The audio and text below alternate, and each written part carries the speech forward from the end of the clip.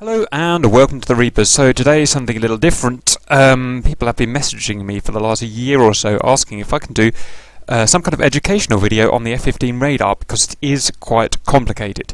And that means it's good because all complicated things are good, I think. So I'm going to try and get it done. I'm not an expert, but I know a fair amount. Hopefully I'll be able to make an informative video. So we'll see how it goes. I'll try. I don't really have a script, so I'll try and be as concise as I can. Right here, first of all, what is a pulse Doppler radar?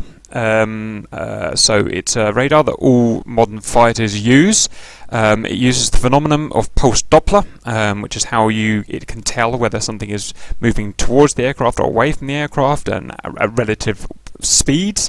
It does this by firing a small beam of radiation out from the front of the aircraft. Some of that radiation hits objects in front of the aircraft, like ground, trees, aircraft, buses, houses, everything that can possibly hit. Some of that radiation bounces off the object and returns back to the receiver on the aircraft. Using the pulse Doppler effect and lots and lots of electronic processing, it can determine the things that the beam has hit, what speed they are moving in relation to my aircraft, and therefore you can tell roughly what is an aircraft, what is a house, what is the ground, etc.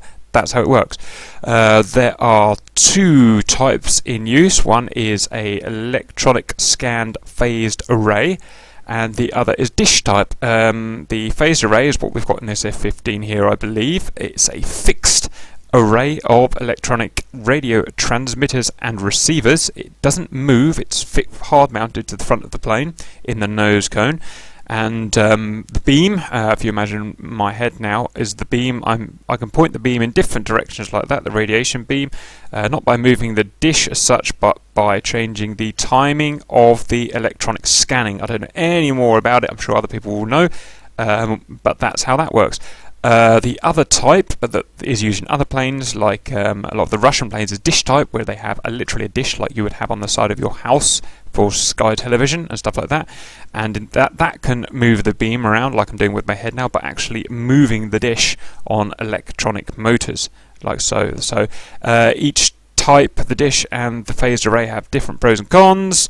But for whatever reason, this plane has the phased array. So how important is the radar in a modern aircraft like this? Is it extremely important, or is it purely just eye candy to make the cockpit look a bit more jazzy? Well, the answer is, if we go back to the old generation, World War I, World War II fighters, you didn't have radar back then. You had your eyeballs. That's all you had to identify targets. And generally, the guy that could lay eyes on the enemy plane faster usually won the battle because he had the initiative, he could plan his attack earlier, etc., etc. And that's translated to the same nowadays. With modern days, the eyeballs are pretty much, not completely, but pretty much redundant in a modern BVR fight. BVR being beyond visual range, meaning above 10 miles. 10 miles is the universally accepted detection range of human eyes. So above the 10 miles is radar only, which is where the fighting is done with modern fighters. So the eyeballs in BVR are redundant. They've been replaced by the radar. But otherwise it's exactly the same. Pretty much the first fighter that can lay eyes or lay radar on the hostile plane is usually the one that's going to have a massive advantage. It can plan earlier, it can call in its mates if it needs to, it can set its weapons up earlier, it can posture better, whatever it has got to do. So radar is extremely important. Really, you could say it's the most important thing for an attack fighter plane. And I see a lot of people not using it right, which is another reason why I wanted to make this video, including a lot of people in my own group, the Reapers, don't use the radar correctly, so hopefully we can correct that. And one way I like to think about the radar now is it has replaced your eyes. So if you're not using the radar properly in a modern fighter plane, then it's like being in a Spitfire from World War II and having your eyes shut, or maybe just using one eye or something like that. It literally is the matter of life and death. It's extremely important. Right, now before we look at the radar controls and display itself, we're just going to look at some basic principles, and it's something that's overlooked a lot. And it's probably the most important thing to think about when you're using the radar. So the actual radar radiation beam that comes out of our plane is actually a very small beam. I don't know how big it is, but I'm guessing it's the size of the radar dish itself, which is, you know, about the size of the fuselage of the plane. That's very small. It wiggles this about in a cone of movement called a scan zone, or a cone, a radar cone in front of the aircraft. Now, there is a tendency to think of this radar cone as like the human eye. Human eye has a huge kind of area that it can scan, you know, kind of 180 degrees or more, everything in front of you. A radar, a post-Doppler radar scan zone or cone cannot do this. It's actually a very thin, skinny cone, and you have to actively move this about with your own hands to find targets, and this is where a lot of people go wrong. So we look at a side view here. Hopefully you can see my cursor. Here's our aircraft here, and looking from the side, our cone, our radar cone, is only 15 degrees high. I think this is universal for all modern fighter aircraft, or if not, it's going to be pretty similar, I believe. And we've shown how narrow this is. We've got a couple of fighters here at, say, 40 miles away. One is up there above the cone, one is here down below the cone, which shows how important it is, because this chap here could be happily riding along with his cone set to neutral and not realising, not seeing these aircraft which are outside the cone of his radar. And he can think all is well until he gets shot down. Now, from the top view here, we can see that the cone is the scan zone, or the cone is a lot wider. I believe it's 60 degrees, which is pretty wide, possibly even slightly wider than my sketch there. So you've got still not as good as the human eye, but you've got a better scan zone. As you can see, we would have picked this guy up here, but still not perfect. We wouldn't have picked this guy up here, who's, say, kind of you know, off center, kind of 40 to 50 degrees. So that's something to think about as well. So you have a very limited cone, simply because of the limitations of your radar. You've only got so much power you can play with, and so these are the predetermined limits that it's set to. So my point here is that you have to actively move this beam around, and you can move it up here to look up, and you can move it down here to look down. In the F-15 you can't move it left and right, you have to move the whole plane left and right. In fact, just thinking about it now, in the F-15 I think it's actually 80 degrees, but you know, the concept is still there. It's a wide beam from the top. So that's something to think about, and whenever you're flying around in the F-15 or any post-Doppler aircraft, you've got to think of exactly the same thing. I don't want to just keep my radar on neutral. I want to be constantly scanning up and scanning down if I'm looking for hostiles. If you're not doing that, it's the same as looking through binoculars in your Spitfire and just keeping those binoculars level, never looking around left or right or up and down. Absolutely critical. Whenever you see me in my F-15 in the videos, my cone, sorry, is constantly scanning up and down and up and down. I believe they call it sleeving, and I never stop, because that's the best way of covering the entire sky. So, with that concept in mind, let's move over to our aircraft. Okay, we're back in our aircraft now. Here's the display here for our pulse Doppler, not to be confused with the RWR radar warning receiver here, which does something different. That's a passive system. It's very useful, but it's nothing to do with the radar, so we'll ignore that completely. Back to the radar, and you'll have to excuse me, I don't have any way of no cursor or anything here, so I'm just going to have to point at things with my eye. So first thing, we're going to turn it on. No, even before we turn it on, we can see we've got some information down there. We've got Golf 311 and Tango 312 down at the bottom there. That is telling us our ground speed on the left there, and our true speed in knots on the right there, which are pretty much identical, true speed and ground speed. When we're working with radars, we're always working in true and ground speed. We're never working airspeed. Airspeed is completely irrelevant when it comes to radars.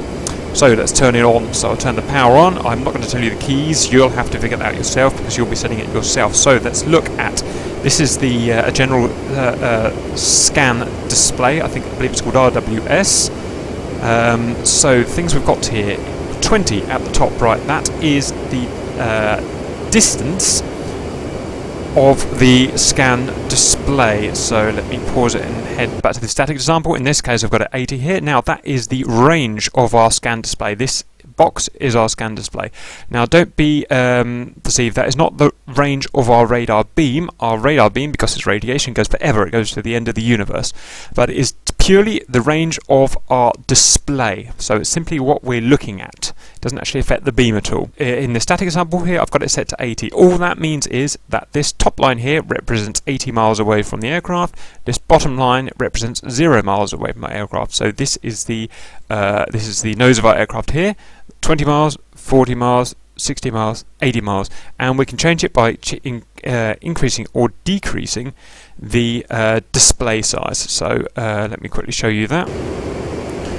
So you can see I'm down to 10 miles, 20, 40, 80, 160. So in this case, the top bar will be 160, the lower one down 120, 80, 40, 0. It's prudent to point out at this point that we see a square display here. This is something else that's often misunderstood by a lot of pilots. So you would imagine then that this is a big square box. If you're looking down on the world, this would be a square as shown here. It's not. I've translated it to what it actually is here. It's actually a representation of your radar cone. So although these boxes here look as big as these boxes here, in reality, this is what it would be if you're looking in the real world. So these bottom 4 boxes here are very tight around geographically in the radar cone, whereas the boxes at the top here are actually very large. So you'll notice when you're scanning a hostile and that hostile dot gets closer and closer and closer, the speed that he moves laterally across these lower boxes is very high compared with what he moves across these upper boxes. And it's not because he's moving faster, it's because of this scan cone, radar cone, is actually what that display is. So that's something to bear in mind, something very important, I think. Okay, so we're looking back down at our display. We're going to set it to 80. 80 is what I like to use. It's my preference for a general scan when looking for hostiles. So first of all, if I wiggle my wings left and right, we can see we do have a roll cursor in there. I can't point to it, but you can see the thing that's moving. That's because quite often you'll be literally staring at your display like this and not looking out the window, and that's so you can tell if you're starting to tip the aircraft, basically. Next is the cursor. I believe it's called a target designator, but I call it a cursor. So if we move it, we can see we're moving around our display area. If you move it off the top, you can increase the display size that way and back down like that, back to 80. But we move it around. This is where we're telling our radar we're interested in looking at. So range-wise, I've got it up at 60 miles there. There I've got it at 40 miles. And there I've got it at 20 miles, and if I went down I could have it at 0 or 80. Now as you see I'm moving this target designator up and down, you can see there are 2 numbers on the left. The 2 numbers, I'm going to have to try and explain this somehow, are where if I were to put a plumb line down at the range that my cursor is, my cursor is currently around 40 miles. If you see, 80 is at the top, 0 is at the bottom, my cursor is now at around 40 miles. The 2 numbers on the left are the plumb line at 40 miles, upon which the plumb line intercepts the top of the radar cone and the bottom of the radar cone. Extremely important. So we were saying there, we've got our cursor here set roughly at the halfway point between 80 and 0, so that's 40 miles, and we've got our 2 plumb marker points here. In this case it's 29 and 0, so as I said that's where the plumb line, and if we move over to the right here, we've got a side view with our plumb line set up. You can see we've got 39 miles from the aircraft to the plumb line, which is 39 miles that our cursor is set at. And we can see in this example that the plumb line intersects the top of the radar cone at 29, which is 29,000 or Angels 29, and it intercepts the bottom of the cone at Angels 0, or on the ground, on the deck, basically sea level. So as we were to move, if we were to move the cursor down to about 20, you could see we would move it back to around here, and we would get two different intercepts. We would get, well, let's go and have a look. So you can see we move our cursor down. Sorry for the wobbliness. We're about 20 there, so the numbers have changed. 12 and 0, 13 and 0. We would have a new plumb line of roughly about where my cursor is there, and this line here would be 12. I mean, this is not accurate to what we've got in DCS at the moment, but the idea is still there. That would have been 13, and that would have been 0 in this case, but it would have been down there. So what was that telling us? What information is that telling us? It's telling us that particular area that we have our cursor, that is where our beam is scanning, the upper height of our beam, our cone, and the low height of our cone. So that's very useful. It's telling us where our cone, radar cone, is scanning, and that's something you'll always be looking at, possibly the most important thing. So that is, through that we weren't actually moving the radar cone up and down, we were just moving our cursor back and forward along our cone at that point. So now what we're going to try and do is move the blue radar cone up and down. Let's go and have a look at that.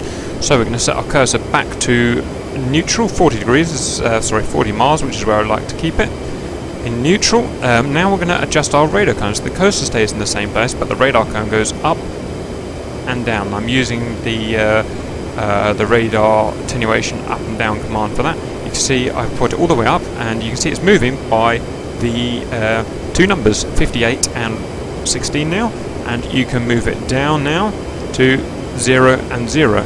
So what did I do there? First of all, I moved it up, and so I moved it up so that the intercept point between plumb and radar cone was up here, I think, Angel's 58, and the lower intercept was somewhere around here, I think Angel's 30 or something like that.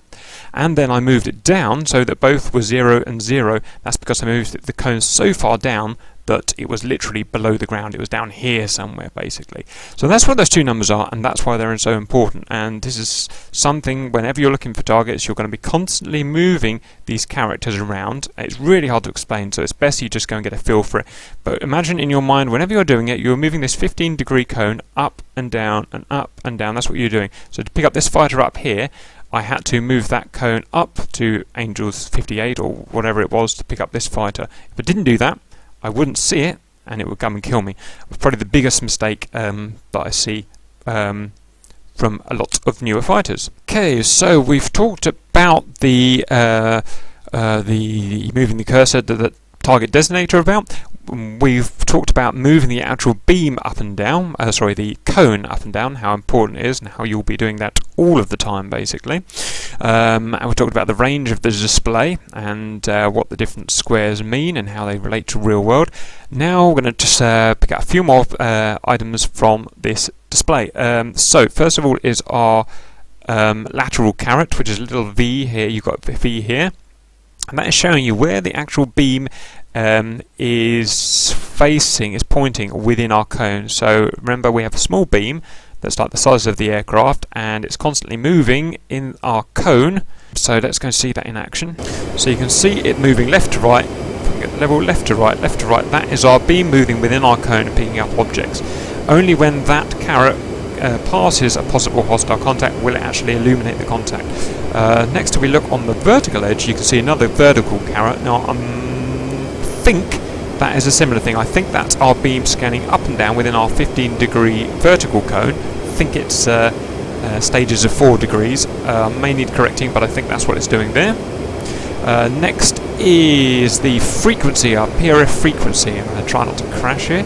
If we look at the bottom left, it's switching between high, med, high, med. Now we are emitting radiation or radio frequency, like any type of energy transfer. It is a wave, so the same as like a sound. The sound is a sound wave, or a wave in the sea. That's a wave, or microwave, or radio wave, whatever. It's a radio wave. It's a type of wave. It's a transfer of energy, and it has a frequency, which is the amount of peaks, I believe, per second. Now, due to the limitations of the pulse Doppler effect, different objects are more or less visible depending on your radiation frequency. So if we were just to send out one particular frequency all the time in our beam, it would be difficult to see some things and easy to see other things. Those things are dependent on their movement speed to and from my aircraft. So if a hostile aeroplane is moving towards me, or his aspect is hot, we call that, then a certain frequency is going to make it much more easier for me to spot his aircraft. If he turns away and he turns cold, so he's going away from me, so his velocity difference between me and him is much, much less, then a different frequency is required to see that aircraft much more easily. Now, just in its basic mode, the F-15 radar constantly scans both useful frequencies, high and medium. That that gives you a good overview. But if you know a hostile, you've got a good feeling that a hostile is maybe hot or maybe cold to you, and this happens a lot, you'll be doing this all the time, you'll want to change that frequency. You can do that with your frequency changer. I've got mine set here. So here I've changed it to high. Now I'm scanning on a high frequency only. Now I'm changing it to a medium frequency only. And now we're back to scanning both. Now I'm having brain freeze. I can't remember whether it's high or medium that's best for scanning, or hot and cold, so I'll have to find that out and add that in later, or you can find that out and let me know in the comments. That would be very useful. But that is what that's for. Very important, because if a hostile suddenly disappears off your radar, which happens all the time, it's probably because he's changed his aspect to you. He may be flanking, beaming, or going cold. Then you want to play around with this frequency to reacquire him. If you don't, you will not be able to reacquire him, and he will shoot you down. There's another critical thing. Right, so we've done the range, we've done the ground speed, so that's all we've got. Oh, and we've done the beam plumb indicator. That's all we've got at the moment. Next, what we're going to do is we're going to find and lock a target and see what new information we get on the radar display. So let's start again, radar on. I'm going to set it up to my basic 80-mile scan, which is what I prefer. Cursor to neutral, and already we've picked our hostile up. We can see his height on that scan translates to his distance, so his distance is 70 miles, bearing in mind that the top is 80, the bottom is 0, but I'm going to give you a quick example showing how moving my beam radar cone up and down will allow me to find and lose the target. So let's aim it down, aim our cone, right down to the ground, and the contact has been lost because I'm pointing my cone down at the ground. The hostile is no longer in that cone, and now we're going to aim it up, really high up into the sky. So we're looking for satellites now. And surprise, surprise, it's not there. The aircraft is not there. Now we're going to move it into a more neutral position, because that's just where he's going to be in our cone. It's going to be about that, I think. Let's see if it picks him up. Yes, it does. There, we've got him. There's always a small delay of a couple of seconds before moving the cone and picking up the target. That is because if you look at the caret at the bottom, it takes a couple of seconds to scan my beam within my cone to pick him up. Okay, next we're going to lock him, so we're going to move the cursor over to him and press our target lock. This gives us a whole bunch of more information that we can look at. So let's just go through it bit by bit. Hostile information at the top. So we've blocked the hostile. We knew he was hostile, by the way, because he was a long dash on the radar screen. If it was a dot, then it would have been a friendly. That's how the IFF works in this aircraft. It was dash, we knew it was hostile. So at the top left there, 158, that is the hostile's true speed, or ground speed, sorry, that's his ground speed. So it's slow, so already that we can start working out what kind of plane it is by that. We know it's 150 knots, so it's slow. Next is Hotel 180, so that's his heading. We know he's heading south. I'm heading north, so that's how we can check that we're on an intercept course. Next you can see his vector. It's a bit hidden there, but you can see it's pointing downwards. It's an arrow pointing downwards. That's telling him where he is on my 80-mile display and which way he's heading. So it's roughly on my nose, and he's hot. Next is this indicator here, the 500 or so. That is the closing speed. That's the speed difference between myself and the hostile. So if I were to put my afterburners on, watch this. Look at that. Look at it increase. Get that all the way up to 1,000 if we wanted.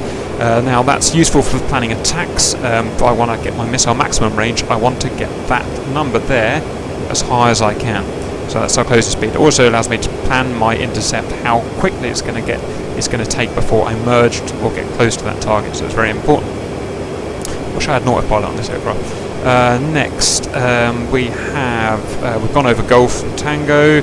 Next is the Uniform Kilo November. So that stands for unknown. That is the aircraft type. The radar radiation bouncing off that aircraft and coming back to me, I'm interpreting it, and I can, within that radiation, I can interpret certain signals that are unique for certain planes. So it requires me to get close enough. As you can see, it's unknown at the moment. That means the hostile's too far away, and I can't actually tell what kind of plane it is. When I'm close enough, I'll get enough radiation information, I'll be able to actually tell what kind of plane it is. And I'll tell that by looking at the engines, the wings, the fuselage, I guess, anything like that. Next we have 06 and 37. The 37 is the amount of miles between me and the hostile. So we're getting all the critical information from this display here. If I wanted, I could fly the plane, fly the entire fight from this screen here. Sometimes I do. I don't have to look up here at all. If we look now on the left, and it's a bit obscured, so it's going to be hard to see, but on the left there it says 0-9. The left number is the thousands of feet that the hostile is, and the number on the right is the hundreds of feet, or cherubs, the hostile is. So we can tell that the hostile is 0, oh it's changed now, it's 1,000 and 0, so it's 1,000 feet, so it's very low. And the number just on the left of the range, so the 05 there, I believe is the true compass bearing from myself to the hostile aircraft. So now we've got that information. Now let's select a missile, and we're going to have to relock him now for this. Hang on, where's the blighter gone? There he is. Lock him up again with the missile. So I forgot to say we are on. Have to have our aircraft set to BVR mode before we do all of this stuff, but that's yeah, that's quite obvious. So we've got some information now. We've got our AIM 120 Charlie ready, so let's go and have a look. We have in the middle a steering, and this isn't meant to be a fire control mission, so I'll just breeze over this real quick. Our steering dot, that's a dot that you can see moving. If I wanted to shoot this guy down, I'd maneuver to get the dot in the middle of that circle, which I'm struggling to do at the moment, something like that. That to give me the optimal shot. Also it has range information. If we can see at the bottom right there, we've got a dash and then a little rectangle. So basically, once the hostile moves down the radar display, once it's past that first dash, then he's in within technical range for the missile to hit him, so we could fire. Once he's in the box, he's in what we call the kill range, so it's a good chance of killing him once he's within the box, vertically speaking. So I think that's all the information that we need to go through on that radar display. Just very quickly, a lot of that is translated up to the HUD there. If you want, you can use this HUD. You've got the range. You can see the range is 20 there. The range on the right there is 20. You've got information on missile timing, so 23 seconds if we fired now for a missile to hit. You've got over here your missile selected. You've got 6 AIM 120 Charlies. You've got your Mach meter 0.14. Although if we were to do a partial move, that would change to alpha. There's our alpha, 45 degrees alpha. Our 10 and our 90 at the bottom, I've completely forgotten. It's something useful, but I've forgotten now. But and we saw that information about the ranging information, the dash and the box. That's also up here on the HUD. If we can see, it's kind of hard to see, but there's our range 80 that we've selected. There's our 0 at the bottom. There is our the caret is where the hostile is between 80 and 0. There's our closing speed of 440 knots.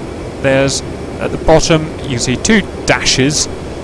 The upper dash is the maximum fire range, so that's when we are allowed to fire our missile. But the second one below that is our kill range. As soon as it gets below that, we should be able to kill the target. The kill range and the maximum missile distance are calculated by the computer.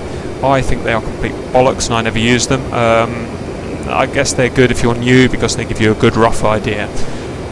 We've got a steering dot up here and our timing circle, but again, we're not really doing fire control. I just wanted to give you a very brief overview of that. So that is the radar information regards to locking. If we wanted to, just because we can and it's fun, we can fire now. You can see we're within our firing distance, so we could pop a missile off if we wanted. Kapow! There he goes. Ah, something I've forgotten. It's picked up we're close enough to pick up the hostile type now. It's a C-130 Hercules. You can see it says there. Interestingly, we can tell our missile. There is our timing. We saw an M there. That was our timing before the missile went pitbull. The missile has now gone pitbull, roughly correlating with 10 seconds to impact. That's generally how it works. I wonder how our missile's doing. Don't know, can't see. Oh, appear to have killed the target. Okay, that's the target down. So that gives you a good example showing how in reality pretty much all modern combat is done out of visual range, so really you never actually get to see anything visually. If you watch our videos, you see there's a lot of cool dogfights and chases through valleys and stuff like that. That never actually happens, of course, in reality. I just set the missions up so that hostiles jump out on us through mountains and stuff like that, just to make it look cool, and so I can do sexy music and stuff. In reality, it's all fire and forget and long range stuff. Okay, just one more thing to cover that I can think of, which is I want to go over TWS mode. That's track while scan mode. Let me quickly go and set that up. Okay, I've just put us a different scenario now. So now we've got multiple hostile aircraft. Now it's prudent to say at this point that everything we've done so far is having our pulse Doppler radar in something called RWS mode. Now this means that we get a nice strong lock and a nice strong beam on the target. But it also has a downside. Because that is it, we're getting a nice strong radar lock on the target. It also means the target knows that we are locking it. It can detect all that radiation we're pumping at its aircraft, and it knows that we're doing it, and it gives the hostile a warning. Now the other mode that we can use is something called TWS, or track while scan. This gives us two advantages. A, it allows us to lock and fire at multiple hostiles, which is very useful. And also it gives a much less intense radar lock on the hostile, so it does not give them a warning that they are being locked onto. So this is extremely useful, and in fact, as a fairly experienced F-15 driver, I'll only ever use track while scan. I'll never actually use an RWS lock to lock a target, because there is no real advantage and you're just giving yourself away. So anyway, looking down here, I can see in our pulse Doppler display we've picked up multiple targets 30 miles away. We've got our AIM-120s selected, so now we're going to change over to TWS mode. Okay, we've done that. You can see at the bottom there it tells you we're in track while scan. 4 hostiles, they're a little bit close together, so it's going to be a bit annoying, and you just have to put up with the beeping as well. I've zoomed in to 40 miles, and now what I can do is start locking them individually now, because we've got track while scan mode. So I'm going to try it. We've got one there, I've got another one, I've got another one, I've got 3 selected there. Or if I wanted to delete one of those out of the group, I could do that, or I could add it again. So I've got all of them locked up now. I can only see one in my HUD, but yeah, I can be assured they're locked, and they don't know I'm locking them. So I've got a huge advantage here. I've locked them all, they don't know that I'm locking them. I've locked 3 of them up. So now we're going to look at our range indicator. Even though we never actually use this in a real fight, just for example, we can get it to within our maximum fire range. You can see I've got the afterburners on now. The Mach is increasing. The closing distance, the closing speed is increasing. The distance is getting down. We're now 16 miles. We're now within firing distance or launch authority. You can tell we've got a star there, so we're good to fire. So I'm going to send my 3 missiles away. 1, 2, 3. So I've got those missiles away, and we've got our T time here until the first missile goes pitbull. Bomb there. So that, when it went pitbull, was the first indication to the hostile that I fired a missile at it, which is the beautiful thing about track while scan mode. Now that missile is flying on its own, it's going to do its thing. It may or may not hit the targets. What are the targets? Unknown still. Anyway, so that was just a demonstration how we can use that. And even if you're fighting just a one-on-one, you should always use track while scan. Never use RWS mode. It's for new guys only, basically. Okay, and I think that concludes everything that I can think of going over. Ask any questions if you'd like. But yep, I hope you found that useful in some way.